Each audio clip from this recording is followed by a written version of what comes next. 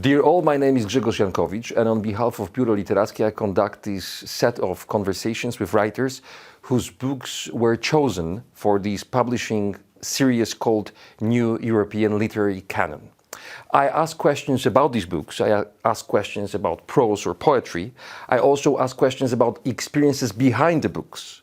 We also try to somehow analyze our individual and collective European identities. Sometimes we even envision what may happen with European forms of life in the future. My guest today is Charlotte van der Broeck. Hello, Charlotte. Hello. You begin your book with two quotes from Anne Sexton and Maurice Merleau-Ponty.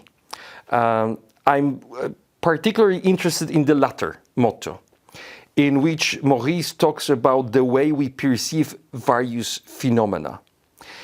He points out to a primal layer of our perception that is already full of sense.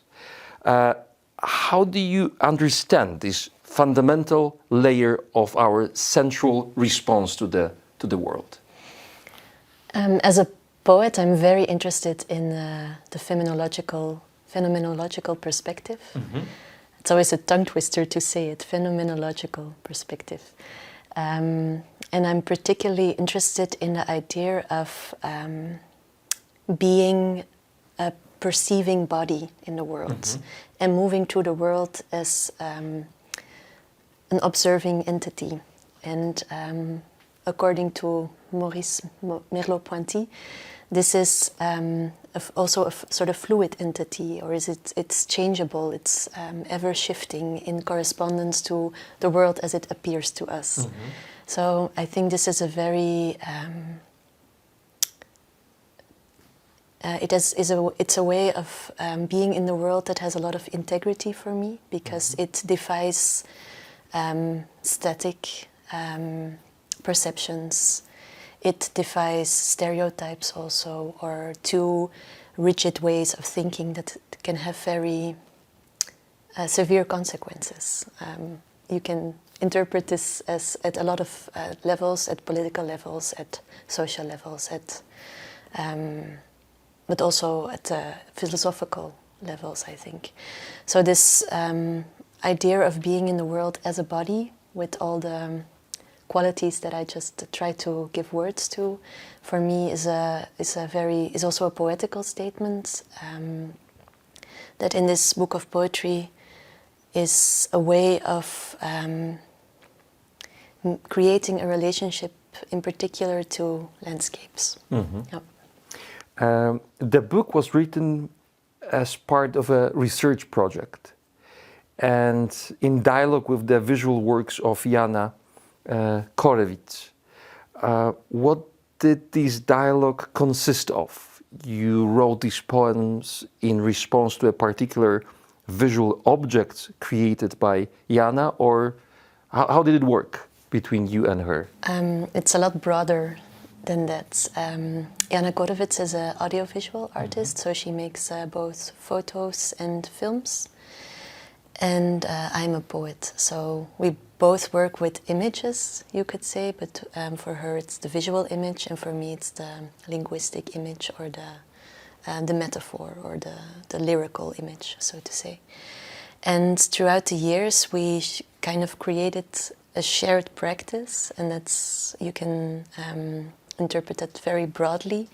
For example, we have collaborations in which we really work together. For example, she made a short film about Death Valley, about the desert in California, and I wrote the scenario for the short film. Another example can be the cover image of the book that has been translated to Polish. It's this, as you can see. It looks like a sort of desert dune, mm-hmm. and when you open it, you see that it's a female mm-hmm. body. And precisely this is what connected us in the first place. We both have a lot of we are both very interested in the metaphorical connection between the feminine or the female body on one hand and the natural landscape or nature on the other hand. At the same time, we're very frustrated by it. So it became this playing field for both of us, and we think together about this. What was the source of this frustration? You said that it frustrated you a lot, but why? Well, throughout history, there has been a very strong connection between the female and nature. And unfortunately, it has also been used in a very reductive sense, or it had a lot of consequences for women. For example, there has been this binary paradigm in which the woman is natural and the man is culture, you know, and a lot of sexual oppression came from this paradigm. So that's where the frustration begins. And at the same time, it's a very powerful connection. If we are able to think it free of this binary paradigm, it can be very powerful, and it should not only be reserved for women, but for all people, of course. This connection of growth, of fruitfulness, of the erotic also, of nourishing. So it's also a very rich metaphor, but we want to see it in its richness without the reductive paradigm it has been used in. So this collaboration has, this dialogue is in various collaborations, but also, for example, we read a lot of books together, and we have a sort of ongoing dialogue. We have this Google Docs in which we put quotes and images and from things we read or see, and we try to think together in a sort of ongoing conversation that has been going on for 5 years now. So there's a lot of material in the dialogue. Beautiful cooperation. Since the book is about how we perceive a world composed of many elements, the world is very complex in your poems. And also the real world is very complex. Of course. Which of our senses is dominant for you? Which of the senses plays the most important role in this book? I hope all of the senses do. I don't try to make a hierarchy between the senses, but I guess inevitably it is the eyes, because they perceive the world, but also if we imagine something, we also see it through our eyes, I think, in an internal image. But at the same time, I really want to approach a way of reading in which the body feels upheld on. So maybe the poem is not something you need to understand with your analytic mind. You know, you don't have to search for what does it mean, and I have to find meaning or dig up the meaning. Maybe you can just smell something because there is an olfactory sensation in the poem, or maybe you can feel a certain texture, or maybe a certain image brings you to a memory, and then this all becomes part of the poem, you know? So the sensory is a gateway to the meaning, so to say. A great poem about Roadrunner and Willy Coyote. Cartoon characters who repeat the same patterns all the time. Chosen to entertain the audience. These characters were chosen to entertain the audience. From this repetition presented in your poem emerges some sort of fatalism. And before reading your text, it would have been difficult for me to think of this animation as an existential film. But now it seems to me that this existential dimension, existential aspect of this cartoon is just absolutely obvious. Could you tell me more about where this concept come from, and what do you think about this particular poem? Well, the Looney Tunes cartoon with the Roadrunner and the Coyote is very strange in the sense that you have the hunter and the prey, and for some reason we feel sympathy for the hunter. And the coyote, of course, is very hungry. And he's so hungry that he imagines the most creative ways to catch the Roadrunner, and he never succeeds. And in this particular poem, I engage with a certain episode in which he is at the end of a precipice, and he wants to catch the roadrunner by making a painting in which the road continues. So he thinks if the roadrunner sees this, he will think the road continues and will keep on running, but then he will fall down and I can eat him finally. But the roadrunner, who is almost a mythical bird creature, so to say, somehow manages to enter the painting and just keep running. And the coyote is so frustrated that he wants to follow him, but of course he falls through the painting and hurts himself tremendously. And I was once in Geneva, and they asked me to teach a class of poetry. So I came very prepared and with all my theory and exercises. And then it turned out I had to teach a class of poetry to 4-year-olds. And I didn't know in advance, and I was tremendously insecure in front of these kids. And I thought about this cartoon and I showed it to them. And I asked them, why can the roadrunner escape? And they all gave me the most beautiful answer. They say, because he has imagination. Because he can imagine, so he's creative and he can imagine that he can escape. So this for me became a very powerful statement about poetry and art in general, but also on an existential level and on the level of the cartoon. We think the hunter is creative because he makes all these ways he makes up all these ways of catching the bird, but creating all traps. Yes, but he's not creative. So he creates, but he's not creative. So this is an interesting division. And of course, the book engages also with more difficult subject regarding sexual violence. And to me, this little cartoon is meaningful in this perspective because what I said earlier in my response, that it was really meant for us as the audience to have sympathy with the hunter and not with the victim. So I think this is a problem also in a way. If you look at, I don't know precisely how it is in Poland, but of course the whole world was shocked by Me Too, for example. And there is this whole idea of being not guilty until proven.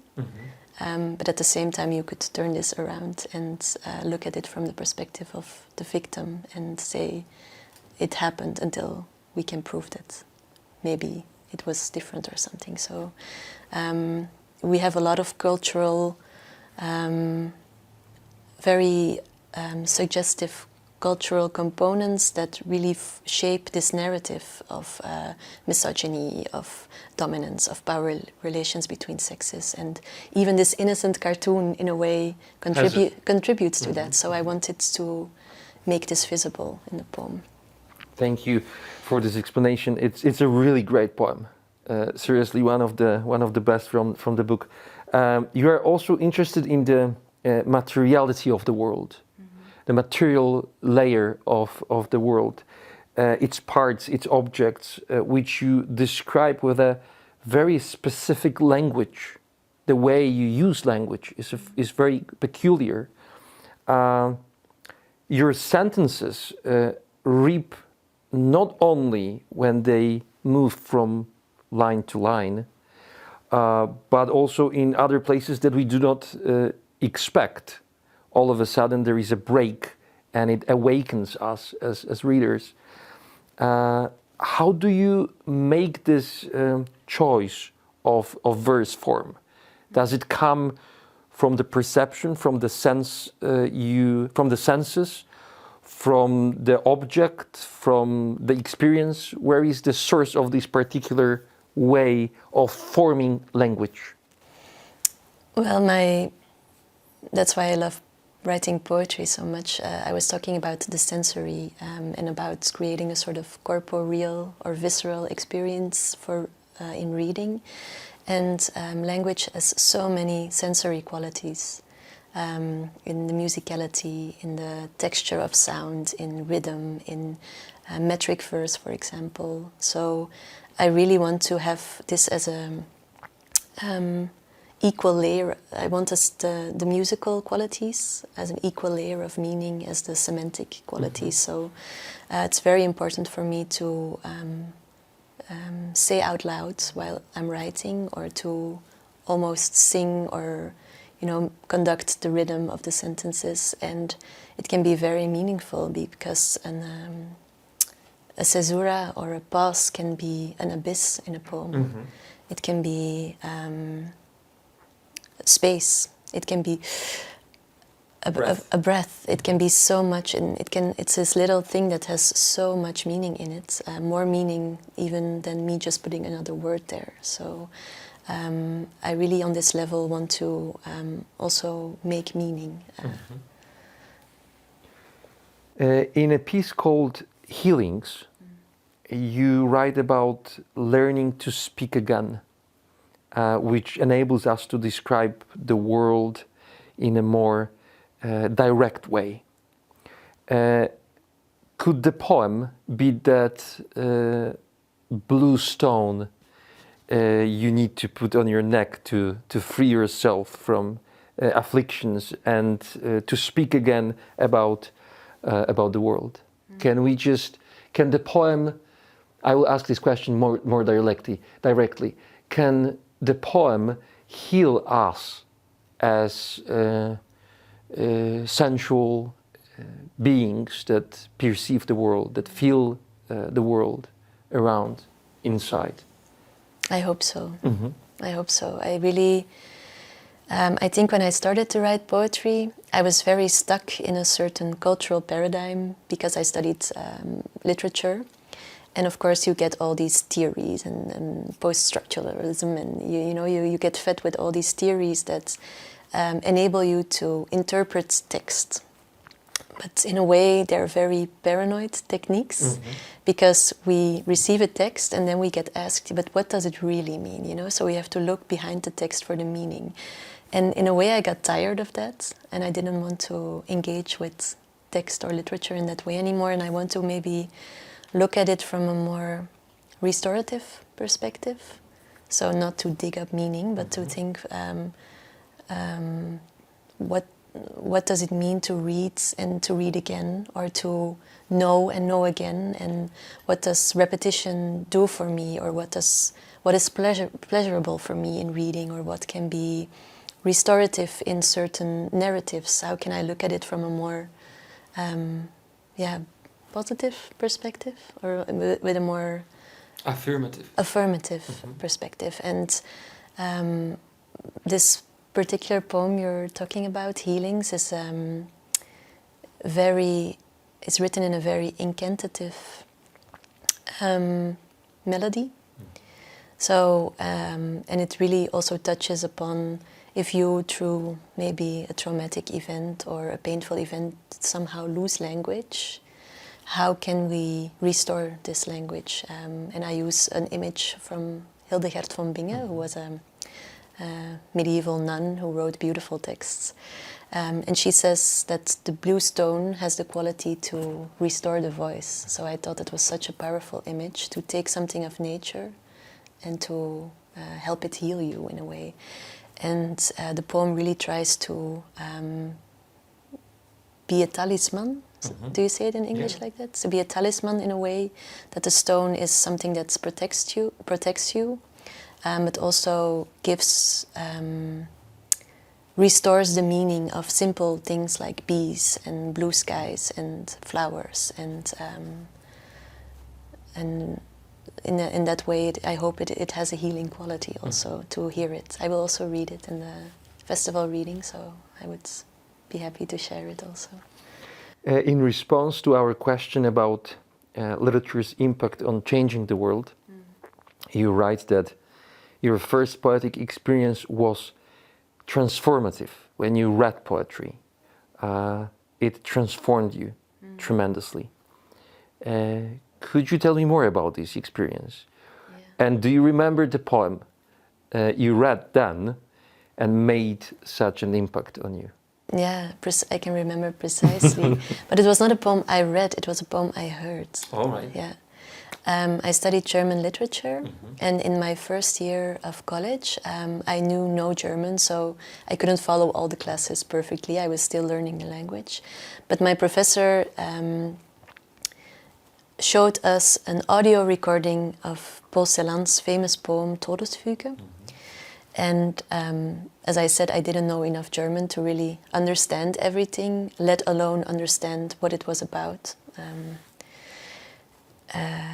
But he just put it on. It was this creaky recording, and I still know it by heart. It goes like Schwarze Milch der Frühe, wir trinken sie morgens, wir trinken sie abends, wir trinke und trinke. So it's this poem with a lot of repetition and caesura, and it was such a powerful experience for me. It's moved me in a way that I maybe never felt before. I was 19, so I was still very young, and suddenly there was this great movement inside of me that thought, oh, but this is so powerful, and language can do this, and it made me, it gave me ignition, so to say, and the same night I wrote my first poem, just being with the rhythm and being with the power of the sound. In the same answer, you also write that for you a poem is a fluid continuum. It's not something set, it's not something that has strong boundaries, but something that is endlessly open and goes on and on and on. Could you explain this concept of a poem as a fluid continuity and the poem? Yeah, in a way it feels very strange for me to end a poem or to see the last line of the poem as an ending, so to say. For me, that's a very formal and forced way to think about the writing of a poem. It's a bit of a silly metaphor, so I want to share it, but it's a bit vulnerable. But I always think of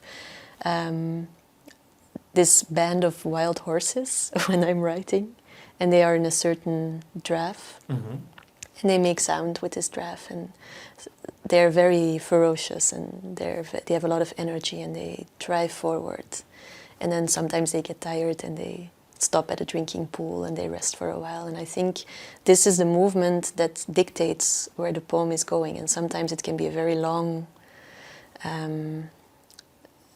poem because the energy is big, and it's a long walk for the horses, so to say.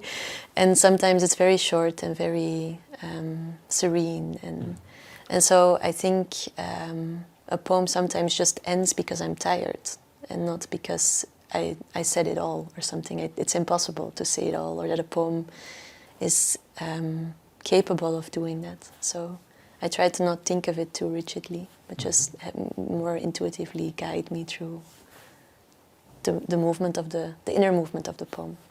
Unfortunately, unlike your poem, this conversation must end. Thank you so much for these inspiring answers. Thank you for the questions. And see you during the festival. Yes, see Thanks. you.